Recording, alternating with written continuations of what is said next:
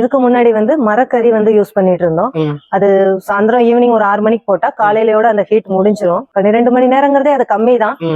இந்த சார்கோல் வந்து இப்போ நம்ம சாயந்தரம் ஈவினிங் 6 மணிக்கு போட்டா மறுநாள் ஈவினிங் 6 மணி வரைக்குமே அந்த ஹீட் நார்மலா இருந்துட்டே இருக்கு. அதுக்கு இது பெஸ்ட். இல்ல அப்படி இல்ல, நம்ம ஃபர்ஸ்ட் நாள் ஈவினிங் போட்டோம்னா நம்ம மறுநாள் ஈவினிங் போட்டா போதும், அந்த ஹீட் இருந்துட்டே இருக்கு. இடையில நம்ம போட வேண்டிய அவசியம் இல்ல.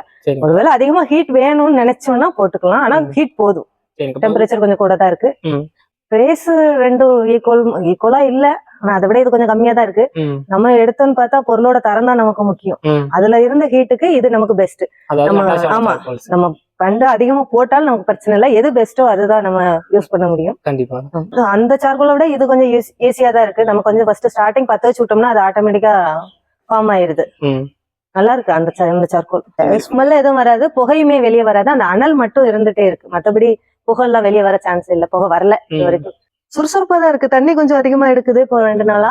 ஃபர்ஸ்ட் நாள் கொஞ்சம் எடுக்கல, இப்ப கொஞ்சம் பரவாயில்ல. இறங்குமே கொஞ்சம் பரவாயில்லாம எடுத்துட்டு இருக்கு. சரிங்கக்கா.